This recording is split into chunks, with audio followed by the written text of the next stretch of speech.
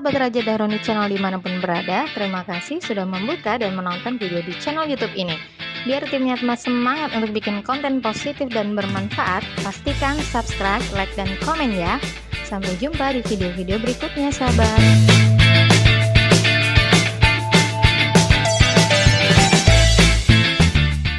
Nah, ini Ustadz Riza Hafiz sudah melambai, ini ada beberapa teman-teman udah melambai. Eh, Baik, silakan teman-teman.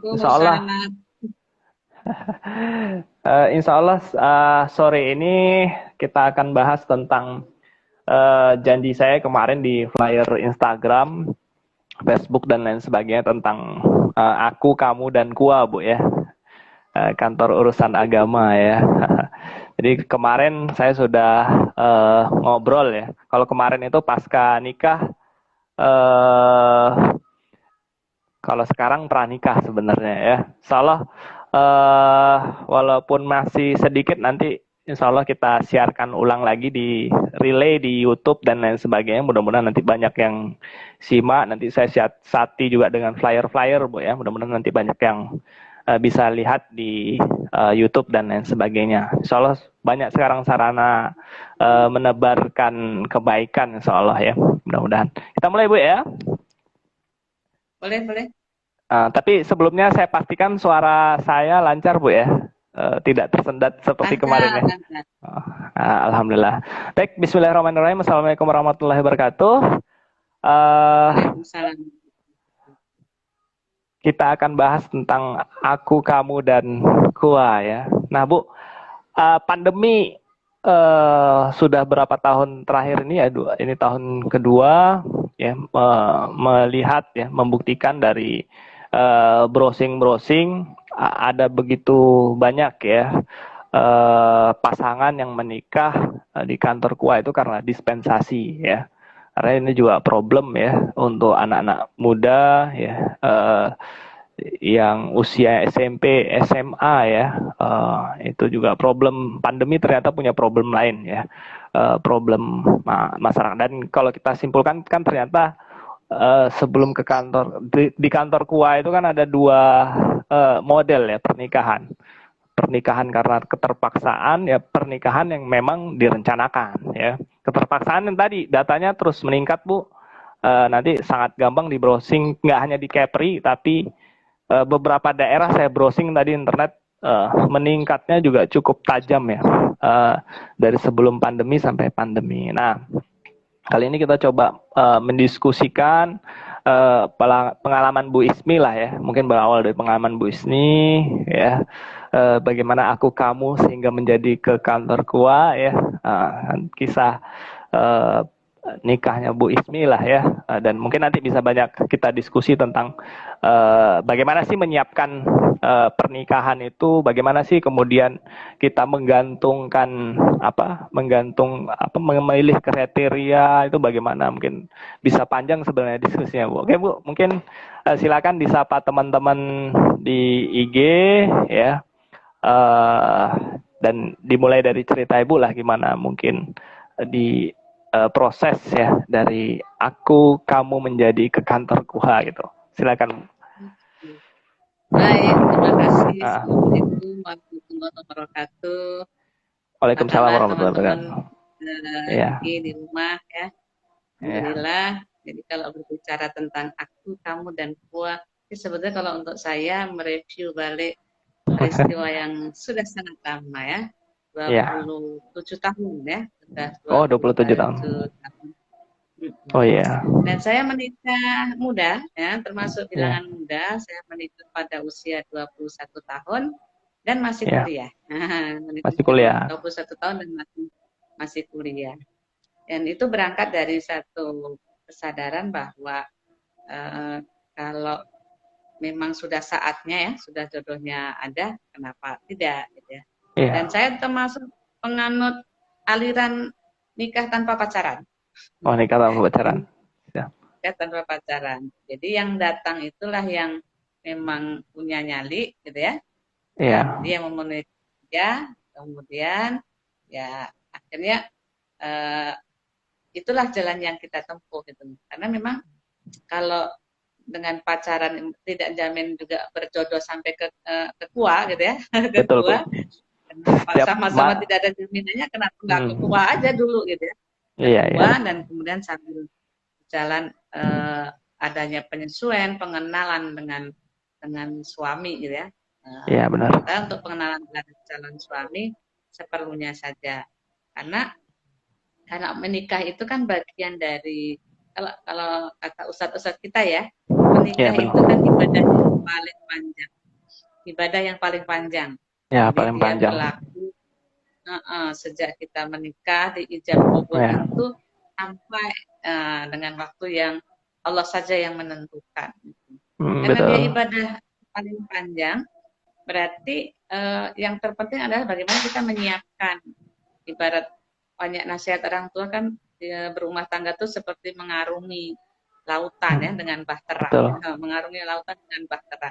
Maka yang perlu kita siapkan adalah bahteranya itu yang harus kokoh, sehingga sepanjang perjalanan walaupun menghadapi gelombang, maka dia akan kuat. Alhamdulillah, ternyata menikah muda itu menjadi sesuatu yang menurut saya bisa menguatkan bahtera itu, karena kita tidak sempat mungkin mengenal dengan polutan-polutan, kalau istilah saya polutan.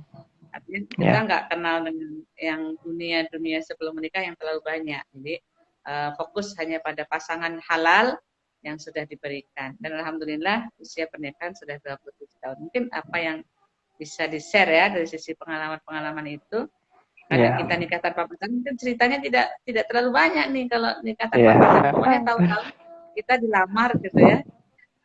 Dilamar, dikenalkan, kemudian dilamar, kemudian menikah. Sampai sekarang ya. Anaknya 5. 5, Bu ya. Alhamdulillah. Tapi sebenarnya justru banyak sisi menarik, Bu ya. Artinya bagaimana Ibu menyiapkan diri. Artinya maksudnya selama 27 tahun mungkin pelajaran apa yang mungkin perlu dipersiapkan sebenarnya oleh anak-anak muda yang cepat atau lambat pasti nikah kan. Mau cepat atau lambat kan sunatullahnya begitu ya, ya menikah nanti kan. Cuma persiapan apa yang mungkin perlu dilakukan. Kalau saya sih menikah muda juga, 23 tahun, istri saya tuh 22 tahun ya. Tapi memang begitu, apa sebenarnya mungkin yang perlu dipersiapkan sih, Bu, sebelum takdir menikah itu datang gitu ya. Oke.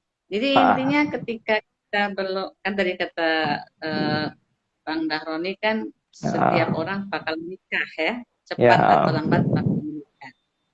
Karena dia pasti menikah itu, maka yang harus disiapkan adalah persiapan kita lah dari banyak sisi ya, dari banyak sisi. Persiapan fisik jelas, karena ketika kita menikah berarti kita akan berada dalam sebuah keluarga yang kita ketemu dengan orang baru ya, karakter baru gitu ya. Meskipun mungkin sebelumnya belum menikah itu kenal, tapi tetap dalam rumah tangga itu beda dengan orang yang kita kenal sebelum menikah. Itu pribadi yang sama, tapi pasti sikapnya pasti berbeda. Jadi kesiapannya adalah menyiapkan diri untuk bisa dari fisik ya. Kemudian yang kedua, fikroh atau secara pemikiran, bahwa menikah itu adalah ladang amal gitu ya. Bukan hanya, kalau sisi senang-senangnya pasti ada kesenangan yang banyak. Tapi di samping itu bahwa menikah adalah tanggung jawab. Berarti ketika kita menikah, siap untuk mengambil tanggung jawab, baik sebagai suami maupun sebagai istri. Tapi yang tak kalah pentingnya persiapan itu adalah persiapan ruhiyah atau hati. Hati, oke. Hati kita itu siap, kan kata orang jatuh cinta ya. Siap jatuh cinta. Kalau dalam kalau sudah nikah sebetulnya bukan siap jatuh cinta yang harus disiapkan, siap membangun cinta. Nah, karena dalam rumah tangga itu kalau jatuh kan sakit ya. Jadi harus menyiapkan untuk bisa membangun cinta yang panjang, ya, cinta yang panjang, cinta yang dia bisa bisa tahan terhadap hempasan gelombang berbagai macam lah, hempasan ekonomi, Hempasan mungkin ada pil atau wel, hempasan-hempasan kadang bukan yang tak enak, yang enak-enak juga gitu ya. Ketika kondisi Oke. ekonomi sudah membaik gitu ya, bagaimana kita tetap bisa menjalin cinta dengan pasangan kita itu dengan cinta yang sesungguhnya, bukan cinta yang ada syaratnya, yang pasang surutnya mengikuti irama emosi kita gitu ya. Jadi siap untuk menyiapkan hati untuk bisa membangun cinta yang panjang di hati kita. Dan tentu saja kalau kita berbicara dari perspektif hati kita ini kan milik Allah gitu ya. Ya. Maka harus betul-betul diserahkan kepada Allah. Bagaimana kita menikah itu adalah bagian dari ibadah. Jadi kan ibadah yang paling panjang. Kalau beribadah berarti yang namanya ibadah itu pasti gangguannya banyak. Nah, kayak orang sholat aja kan pas takbir Allahu Akbar ingat ini, ingat itu, ingat ini. Sama mungkin dalam ketika seseorang sudah menikah mungkin ya gangguan-gangguannya pasti banyak gitu ya. Karena kan ibadah. Tapi bagaimana kita kembali kepada fokus bahwa ketika kita sudah menikah sebenarnya kita sedang dihamparkan sajadah panjang ya, sajadah panjang. Betul. Atau dihamparkan medan panjang untuk melakukan ibadah di dalam bingkai pernikahan. Nah, kalau dalam pernikahan itu menjadi ibadah, tentu di luar pernikahan bukan ibadah dong, gitu ya. Di luar pernikahan, kalau sebagaimana disampaikan tadi ada kasus-kasus ketika pandemi, ya cara pandang kita harus benar bahwa apa yang dilakukan dalam pernikahan menjadi ibadah, tapi ketika dilakukan di luar pernikahan maka dia tidak menjadi ibadah, bahkan dia bisa menjadi dosa, gitu. Itu persiapannya kayaknya yang paling penting itu. Jasadnya penting, pemikiran juga penting, tapi yang terpenting adalah menyiapkan hati. Oke. Nah Bu, kan tadi Bu sempat cerita di awal Ibu dilamar gitu ya. Artinya kan mungkin dalam proses lamaran kan artinya sejauh ini kan pendekatannya mungkin hanya kenal sedikit ya. Walaupun mungkin ada pertanyaan-pertanyaan kunci dalam proses ini ya, dalam proses yang Ibu lakukan. Nah, sebenarnya apa ya, kalau boleh flashback gitu, apa yang memang kemudian memantapkan hati Bu Ismi ini kan, ketika dilamar, apa yang kemudian, kan wajar ya muncul, kalau saya beberapa baca riwayat ya sebenarnya kalau ada pasangan yang menikah itu sebenarnya setan atau iblis nggak suka gitu kan setan selalu menggoda ya. Nah, apa yang kemudian memantapkan hati Ibu gitu ya ketika memutuskan lah ya untuk menikah kan? Bagaimana gitu memantapkan hati gitu, karena memang godaannya ya cukup besar sebenarnya, bukan godaan pasca nikah, sebenarnya pranikah juga lumayan juga banyak godaannya itu Bu. Apa yang ya dari flashback kemarin sempat nggak ragu gitu ya, ragu dan kemudian bagaimana mengembalikan keraguan itu sehingga menjadi mantap untuk mengatakan yes gitu. Tahu aja nih. Jadi karena saya nikah waktu masih kuliah gitu ya. Iya, itu gitu. pertimbangannya. Itu kan... Iya, dan saya kuliah kedinasan gitu ya. Sebetulnya nggak boleh nikah. Jadi saya prosesnya cukup lama untuk memutuskan iya. Jadi ada sekitar 6 bulanan untuk istikharah ya. Istikharah, berulang-ulang istikharah. Sampai kemudian saya pada satu titik kepasrahan bahwa kalau memang jodoh maka prosesnya akan mudah ya. Karena kalau ketika saya tanya ke hati saya tadi keraguannya itu masa sih gitu kan memutuskan iya. Kemudian saya tadi istikharah berulang-ulang, waktunya cukup lama sehingga sampai pada satu titik saya pasrah, ya Allah, kalau memang ini jodoh ya, maka mudahkan segala urusan. Karena ya, jadi singkatnya tadi hati udah mantap, kemudian calon datang ke orang tua gitu ya. Karena ternyata orang tua memudahkan, akhirnya kita nikah. Terus nikahnya nggak pesta dulu karena kita masih kuliah Oh, ya. gitu ya, nggak Oh, pakai gitu. Oke, baik. resepsi, nikah aja, habis itu balik lagi kuliah. Oh, balik lagi Jadi kuliah. Oke. habis nikah balik ke kuliah lagi, melanjutkan Oh, kuliah gitu. benar. Oh, jadi prosesnya gitu ya, Bu. Jadi Ya. memantapkan hati juga ada juga sebateri keraguan-raguan, Bu ya. Tapi memang setelah istihoroh dan lain sebagainya, jadi semakin mantap ya, Bu ya. Nah, kalau Ibu memandang ya fenomena remaja ya, remaja kekinian, kan tadi saya sudah nyampaikan dari banyak pernikahan yang direncanakan, ternyata 2020 juga banyak juga pernikahan yang penuh dengan keterpaksaan ya, karena banyak KUA banyak menerima surat dispensasi nikah ya, mengeluarkan surat dispensasi nikah, itu artinya nikahnya kebanyakan menikah by accident ya. Nah, apa mungkin yang ingin Ibu sampaikan kepada anak-anak muda ya, kemudian utamanya mungkin kepada orang tua ya, ini problem sebenarnya, problem. Dan mungkin apa tips-tips sebelum nanti kita ngomong tentang tips bangun cinta tadi yang sempat Ibu sampaikan. Ya, baik. Jadi memang kalau kita lihat fenomenanya, mungkin yang harus kita bantu teman-teman itu ya, tentang meluruskan tentang nikah itu. Kan tadi kan ada 2 tipe pernikahan tuh, menikah karena terencana dengan menikah karena terpaksa. Hasilnya juga beda. Meski sama-sama menikah, karena awalnya juga berbeda, maka hasilnya juga berbeda. Kalau ditanya mungkin pilih mana gitu ya, pilih mana.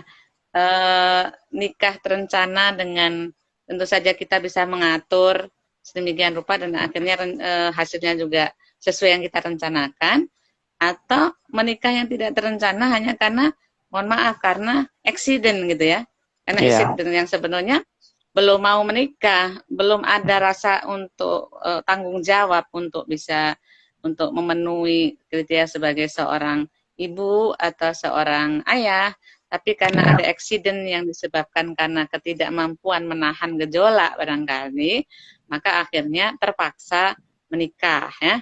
Dan tentu saja hasilnya beda karena sebetulnya belum siap. Nah, jadi kita bantu teman-teman bagaimana bisa menikah ketika siap. Jadi menyiapkan pernikahan. Di umur berapapun saya pikir tidak terlalu dini untuk bisa menyiapkan pernikahan.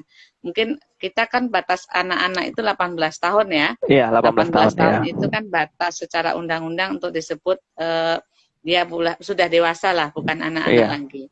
Artinya sebelum umur segitu pun sebetulnya seseorang sudah bisa merencanakan mau nikah dengan siapa, mau nikah dengan bagaimana gitu ya. Kemudian termasuk nanti kita akan menjadi apa. Kalau ayah tentu bekerja sebagai apa untuk bisa memenuhi tanggung jawab sebagai keluarga. Gak kebayangkan yang nikah by accident itu ternyata belum punya pekerjaan, ternyata mungkin secara fisik juga belum, yang terjadi di kawan-kawan yang SMP ya, itu kan secara fisiknya juga sebetulnya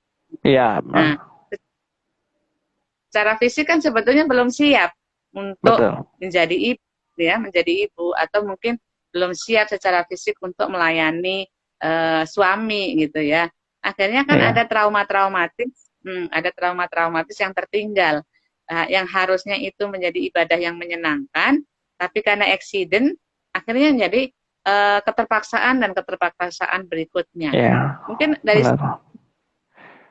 satu sisi mungkin menyenangkan, artinya ketika dari sisi gejolaknya memang mungkin sama teratasi, baik nikah yang terencana maupun nikah by accident, itu kan gejolak seksualnya mungkin akan terpenuhi. Tetapi tentu beda dong ketika gejolak itu sudah diikuti dengan tanggung jawab, karena tadi dia mungkin sudah punya pekerjaan, juga sudah punya kesiapan pemikiran secara tanggung jawab mengasuh anak. Nah, kan kalau sudah menikah otomatis nanti cepat atau lambat itu kan punya anak. Berarti kan harus kesiapan menjadi ibu atau kesiapan menjadi seorang ayah untuk mendidik anak. Nah, ketika pernikahan tidak direncanakan, maka gitu ya, akan sangat sulit untuk bisa menemukan ibu yang sudah siap menjadi pendidik, sulit menemukan seorang ayah yang siap untuk menjadi pendidik. Maka rentetannya menjadi panjang. Nah, jadi kegagalan kita dalam mengelola, kegagalan teman-teman ya dalam mengelola gejolak yang menyebabkan nikahnya by accident, itu akhirnya menimbulkan rentetan panjang permasalahan yang akan timbul dalam rumah tangga. Baik persoalan ekonomi, persoalan tanggung jawab, maupun persoalan pengasuhan kepada anak didik. Yang by accident tadi, itu kan catatannya biasanya kan sudah, mohon maaf, sudah hamil duluan gitu kan. Otomatis kan begitu menikah punya anak.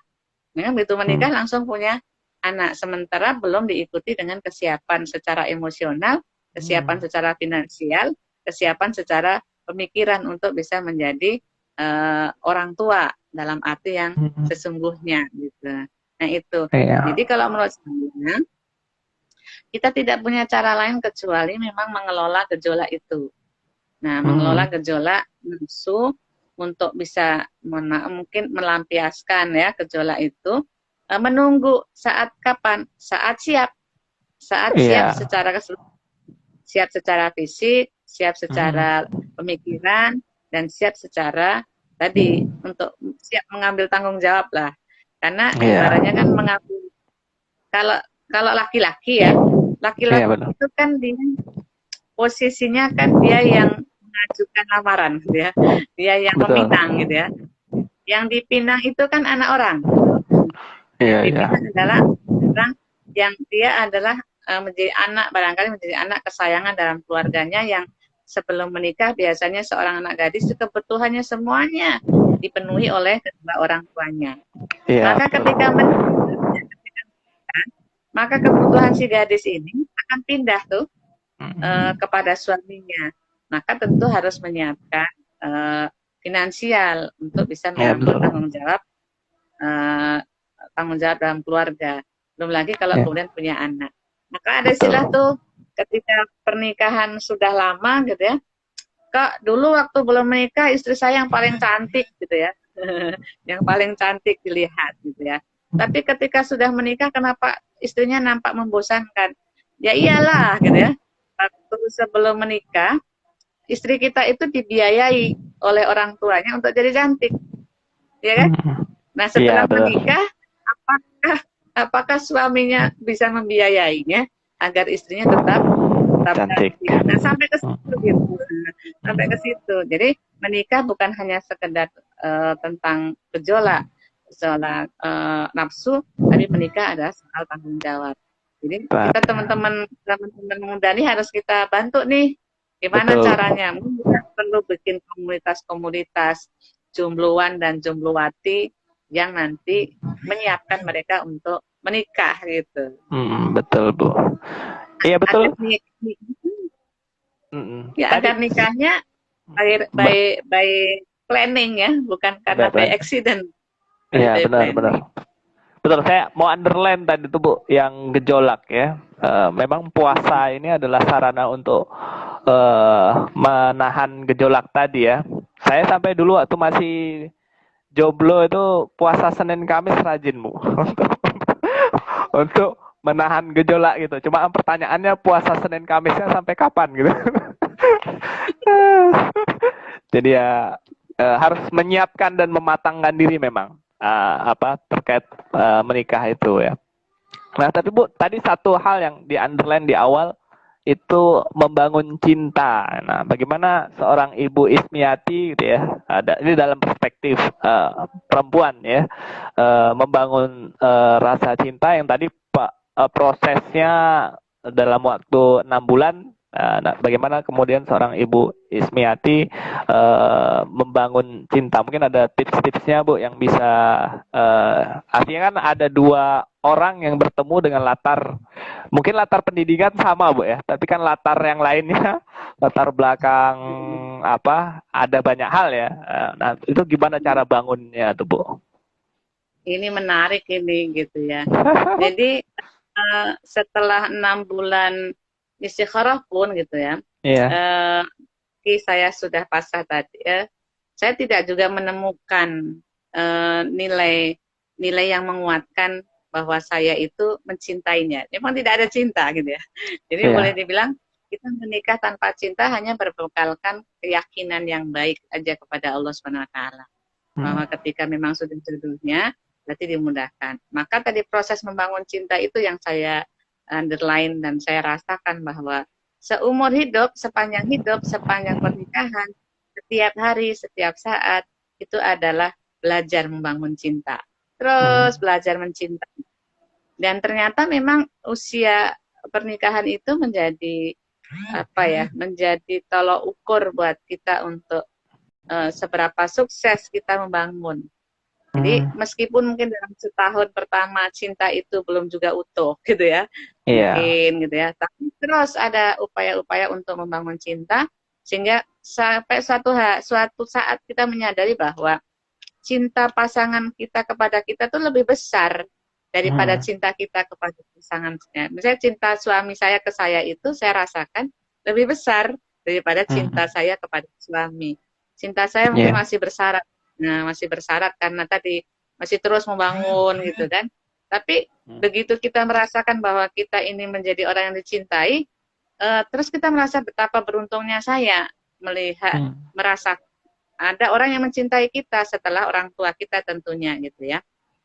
Sementara di belahan bumi yang lain atau mungkin di tetangga-tetangga kita atau di masyarakat kita, banyak keluarga yang putus, yang cerai tengah perjalanan, itu hanya karena tidak merasakan cinta dari pasangannya.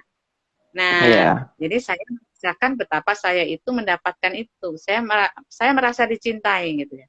Saya merasa dicintai sehingga saya tidak ada alasan untuk tidak mencintai. Nah, kan cinta itu akhirnya berbalas karena merasakan itu gitu ya. Nah, itu yang saya rasakan. Jadi, seumur hidup sepanjang usia pernikahan memang terus belajar untuk mencintai. Bahkan sampai pada satu titik kita tuh mencintai kekurangan-kekurangan pasangan kita. Karena kalau kita mencintai kelebihan itu biasa ya. Biasa kan mencintai kelebihan. Misalnya seseorang punya pasangan yang ganteng, mencintai kegantengannya. Itu udah biasa banget gitu ya. Mencintai karena dia mungkin ada kelebihan-kelebihan lain. Tapi kalau kita bisa mencintai kekurangannya, itu mungkin kita perlu acungi jempol lah untuk diri kita sendiri. Mencintai kekurangannya, sehingga dalam kekurangannya itu kita bisa menemukan bahwa oh itulah ruang saya untuk mengisi. Nah, ruang kita kan saling membutuhkan ya. Dalam kekurangan suami itulah ruang kita untuk mengisi, dan ternyata mungkin kekurangan kita itu sudah diisi oleh suami sehingga kenapa rasakan cinta yang begitu besar gitu ya. Sehingga kalau mungkin kita dapati saya hari ini gitu ya, itu kesuksesan suami itu bukan kesuksesan saya pribadi, tapi kesuksesan suami yang menyemai cinta, menumbuhkan cinta, sehingga orang yang dinikahi sekian tahun yang lalu mungkin masih kuncup, ya kan?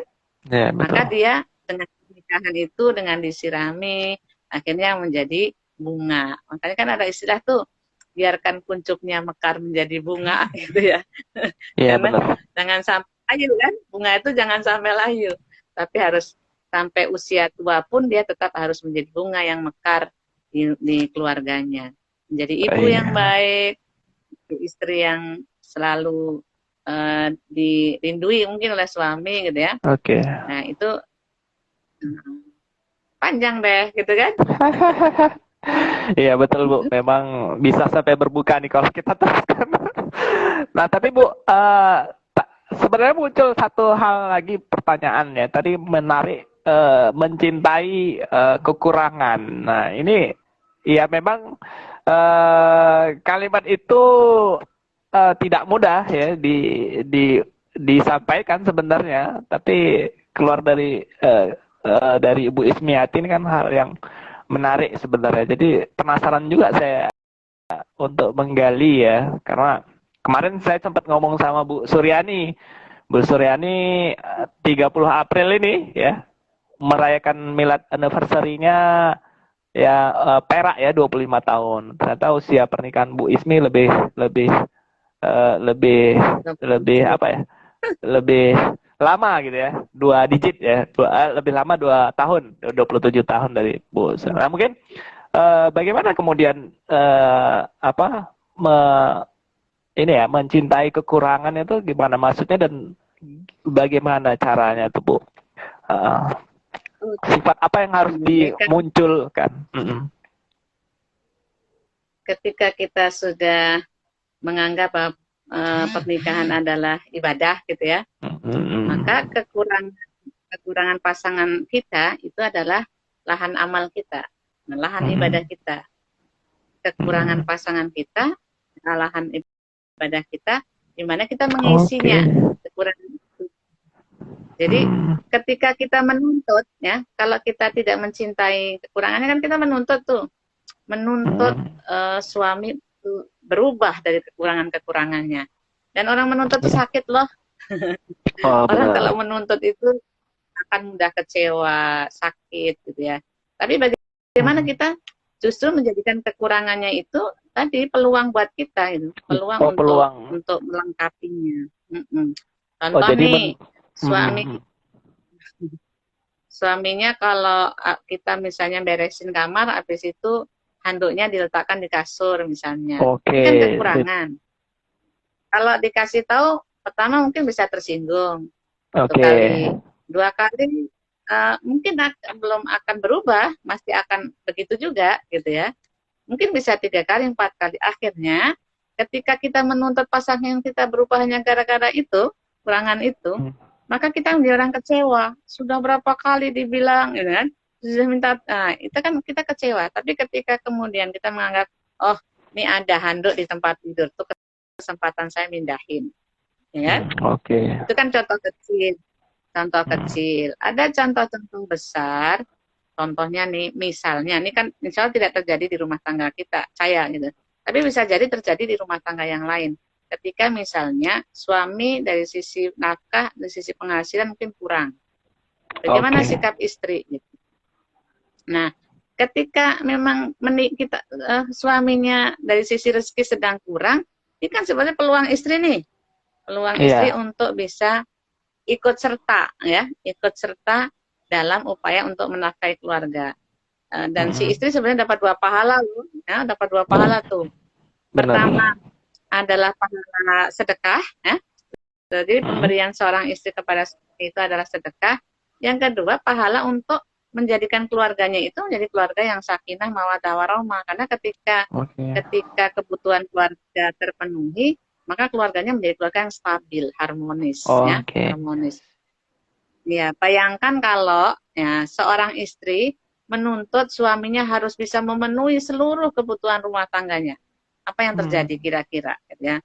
Makanya kan bisa jadi akan terjadi cekcok antara suami dengan istri disebabkan karena tidak cukup dari sisi keuangan ini. Tapi ketika istri menganggap bahwa itu peluangnya, maka dia akan ambil bagian, ya? Ambil bagian untuk ikut serta dalam upaya membiayai rumah tangganya. Ini contoh mencintai kekurangan. Sehingga happy ya. Iya. Menarik tuh Bu, apa tadi yang saya perlu underline itu ya, mencintai kekurangan itu ya orientasinya memang kalau ibadah semuanya clear. Dan yang kedua tadi mencintai kekurangan tadi dengan menolong menolong kekurangan yang ada di dalam pasangan. Nah, itu sangat mindset mengubah mindset saya tentang istri yang punya peluang sedekah tadi, kalau mau kita underline tidak ego ya, karena kan sementara memang dari beragam data yang kita lihat ada begitu banyak ya yang kemudian perempuan ego karena kekurangan, saya bisa hidup sendiri kok gitu karena penghasilan saya di atas rata-rata, untuk apalagi ada pendamping hidup gitu kan begitu, karena saking ego ya. Ternyata tadi kalau mindsetnya seperti apa yang Ibu sampaikan, ternyata subhanallah ya, luar biasa, bisa menekan ya paling tidak angka perceraian yang tiap kali muncul di pengadilan agama. Nah Bu, terakhir mungkin Bu, karena waktu kita juga terbatas, apa mungkin yang perlu tips-tips lah untuk disampaikan ke teman-teman muda kita, nanti kita tindak lanjuti lah, kita mungkin bikin komunitas Dulu ya. jomblo ya, bagi teman-teman nanti silahkan komen lah ya, yang siap jadi nahodanya kita siap membantu ya. Nah bagaimana Bu tips-tipsnya yang harus dipersiapkan teman-teman jomblo ini agar kemudian mantap untuk ke KUA ya. Baik, teman-teman jombloan dan jomblowati ya, yang dirahmati oleh Allah. Menikah itu adalah sesuatu ibadah ya. Menikah adalah ibadah. Karena dia ibadah maka harus disiapkan. Harus ada persiapan baik dari sisi calon suami maupun dari calon istri yang masing-masing sebetulnya sudah ada tanggung jawabnya masing-masing. Dan cinta itu adalah suatu konsekuensi logis dari sebuah pernikahan. Jadi ketika kita mungkin menikah, awalnya mungkin belum mencintai, tapi ketika sudah menikah, kemudian melihat setiap hari kebersamaan, maka itu pasti akan menimbulkan cintaan. Jangan khawatir menikah dengan orang yang tidak dicintai, karena cinta itu akan datang setelah pernikahan. Tapi yang terpenting ya, dari itu bahwa menikah by planning itu akan lebih bermartabat dan lebih membahagiakan dibanding jika harus menikah tanpa planning atau accident. Maka tugas kita sebagai jombloan dan jomblowati adalah menekan gejolak agar kemudian gejolak itu hanya bisa disalurkan dalam sebuah lembaga yang sakral, yaitu pernikahan.